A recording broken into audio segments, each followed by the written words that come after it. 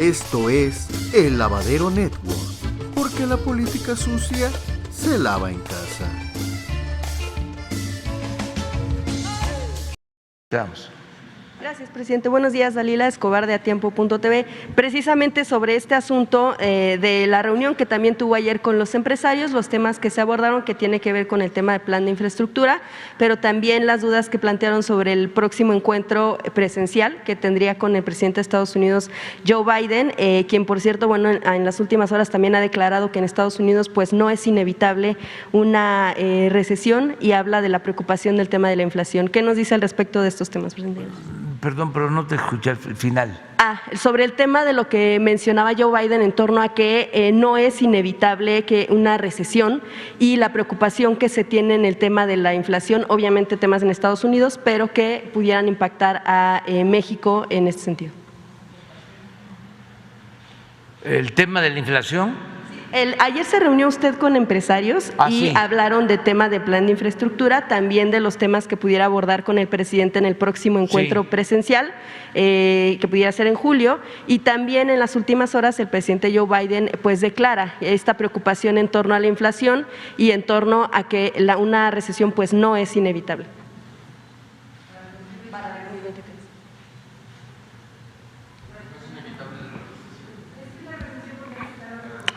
La recesión. Sí. Bueno, en el caso de nuestro país estamos haciendo lo que consideramos ayuda para enfrentar el problema de la inflación mundial. Lo hemos dicho aquí varias veces, lo principal es producir. No puede enfrentarse a ningún problema económico, ninguna crisis, si no se tiene una actividad productiva fuerte. En el caso de la inflación que se precipita por la guerra, y ahí hay que tener presente que no se actuó bien, porque se pudo haber evitado esa guerra. Faltó política, faltó diplomacia. Bueno, como no se midieron las consecuencias, pues se desata la guerra que afecta a los seres humanos. Eso es lo peor que puede haber, una guerra, por la pérdida de vidas, por el desplazamiento de mucha gente y también por los efectos en las economías. En un mundo globalizado, interrelacionado, pues lo que sucede en Ucrania o en Rusia, pues afecta a toda Europa y afecta a todo el mundo, como lo estamos viendo. Entonces, está afectando sobre todo al sector energético. Nosotros somos de la idea, desde el principio, desde hace años, es algo que nos hace distintos a los neoliberales,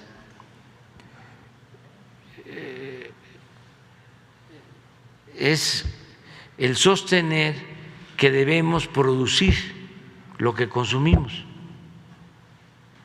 Los neoliberales dicen, eso no importa.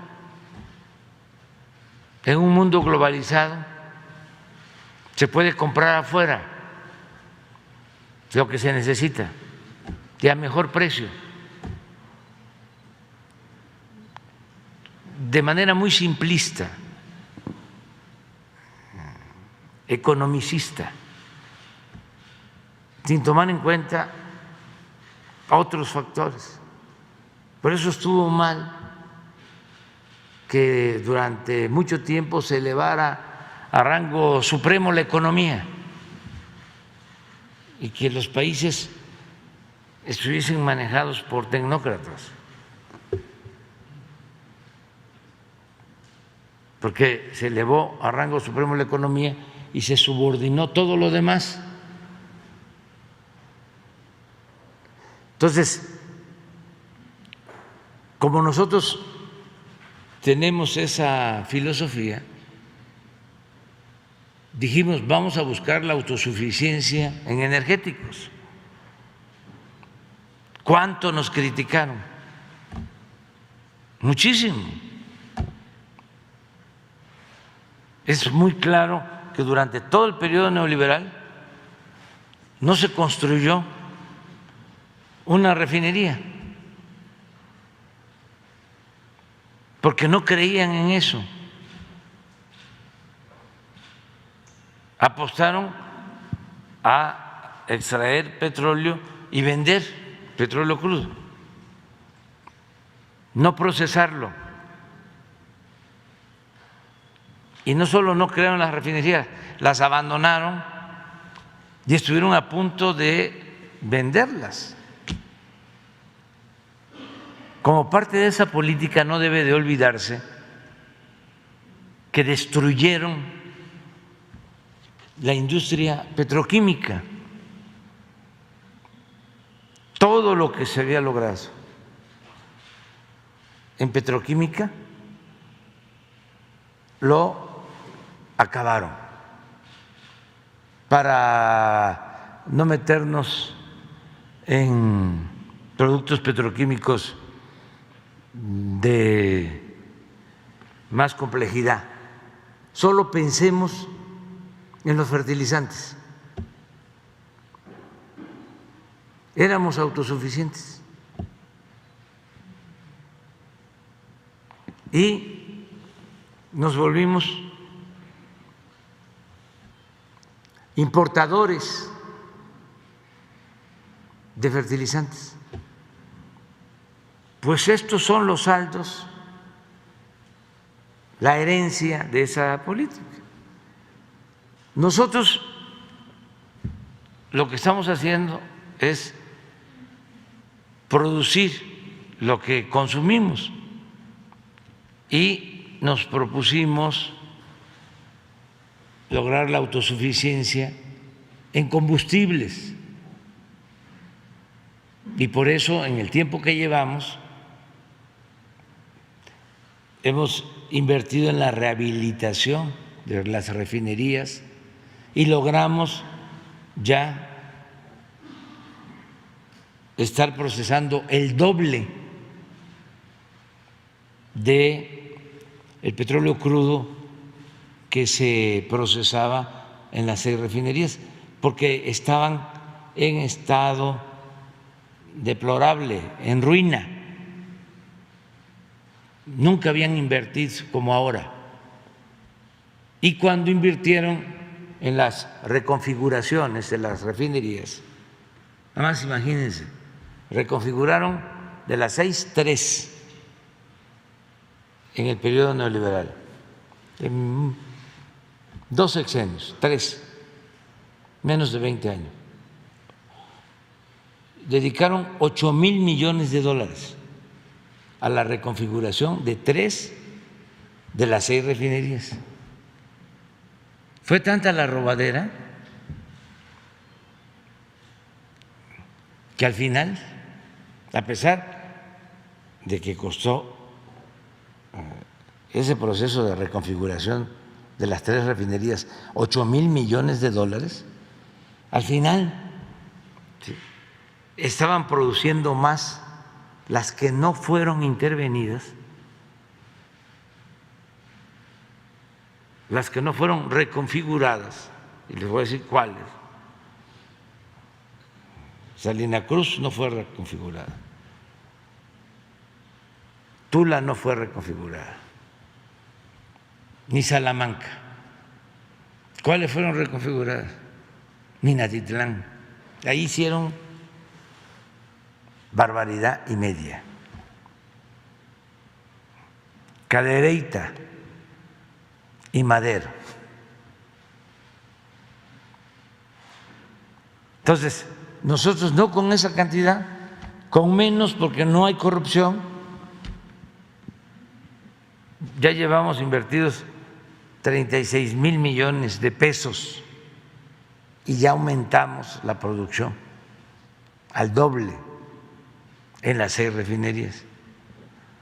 Pero compramos además la refinería de Deer Park, y aunque les duela a nuestros adversarios, que también cuando tomamos esa decisión, no hace mucho, hace como 6 meses que se dio a conocer, claro, empezamos las negociaciones desde hace como 2 años.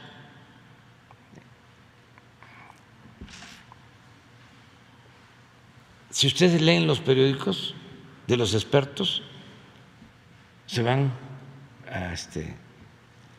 a dar cuenta de que todos estaban en contra, de que era un error.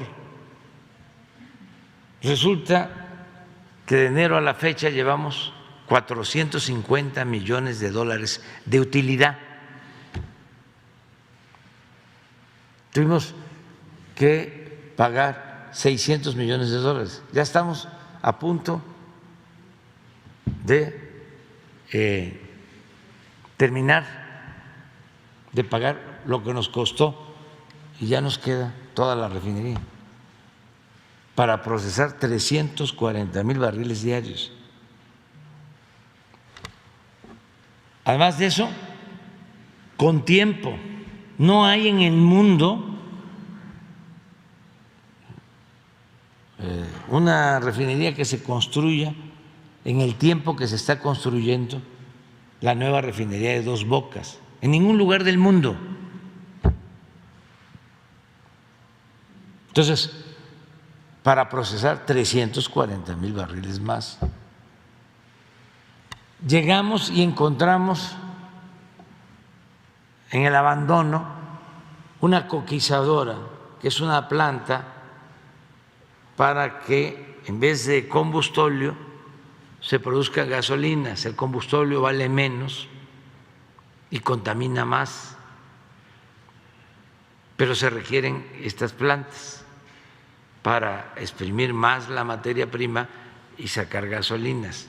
Pero no solo es un asunto, repito, de rentabilidad, sino también para no contaminar. Ya habían invertido alrededor de 2,000 millones de dólares y decidimos, en vez de dejar los fierros que se echaran a perder, tanques que se trajeron de otros países enormes, decidimos invertir 60,000 millones de pesos y ya está reiniciado el trabajo de la coquizadora de Tula. Y estamos por definir el inicio de otra coquizadora en Salina Cruz. Y yo hablaba de que con esa coquizadora íbamos a poder dar 3,000 empleos. No, va a ser para 10,000 empleos, porque están terminando los trabajos en la refinería de Dos Bocas y necesitamos que haya trabajo en el sur sureste. Entonces, todo esto nos ha ayudado porque viene la inflación, aumenta el precio del petróleo, también. ¿Saben dónde invertían durante el periodo neoliberal? La mitad de la inversión de Pemex. ¿A dónde se iba? Al norte y a las aguas profundas, donde no hay petróleo. o es poco el potencial petrolero, o cuesta mucho extraerlo. ¿Por qué hacían eso? ¿Por qué no invertían el 90% del presupuesto en el sur, en tierra, en las aguas someras, donde se sabe que está el petróleo y que cuesta menos extraerlo? Porque no les importaba extraer el petróleo, les importaban los contratos, les importaba robar. Entonces, ahora, ¿qué hicimos? Estamos invirtiendo desde el principio en exploración. Hemos tenido la suerte de que encontramos yacimientos muy buenos y estamos produciendo petróleo. Está alto el precio, esto influye en el aumento en el precio de las gasolinas, pero nosotros en el balance podemos ayudar a los consumidores con un subsidio para que no aumente el precio de las gasolinas y al mismo tiempo no impacte en la inflación. Y como estamos vendiendo 1 millón de barriles diarios a 110, 113 dólares por barril, porque el precio está alto, esos excedentes nos permiten financiar el subsidio para que la gasolina en México valga menos que en otras partes del mundo. Ahora están yendo a cargar de las ciudades fronterizas de Estados Unidos a las ciudades mexicanas de la frontera y no lo vamos a impedir porque en Estados Unidos les está pegando mucho la inflación, sobre todo en energético, el precio de las gasolinas está muy alto, cuesta más la gasolina en Estados Unidos que en México. Entonces, eso es por lo que tiene que ver con energéticos, pero en lo que tiene que ver con alimentos, lo mismo. Hice un recorrido por el país para estimular la producción de básicos, vamos a producir maíz, frijol, sobre todo impulsar mucho el autoconsumo y vamos a entregar fertilizantes a 800,000 productores este año. 800,000 productores pequeños van a recibir fertilizantes gratuitos que no estamos importando, porque las plantas que habían quedado abandonadas de fertilizantes las estamos rehabilitando y se está produciendo fertilizante. Al mismo tiempo, tomamos la decisión de quitar aranceles para la importación de alimentos, para poder comprar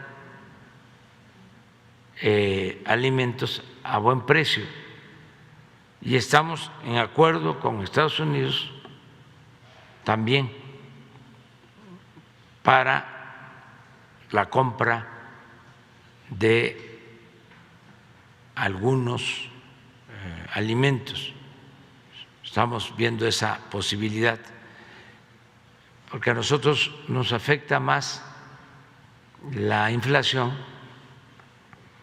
en lo que tiene que ver con alimentos, menos en lo energético. La lección es que tenemos que buscar la autosuficiencia alimentaria, así como la autosuficiencia energética, la autosuficiencia alimentaria. En este proceso, presidente, y como lo que mencionaba en la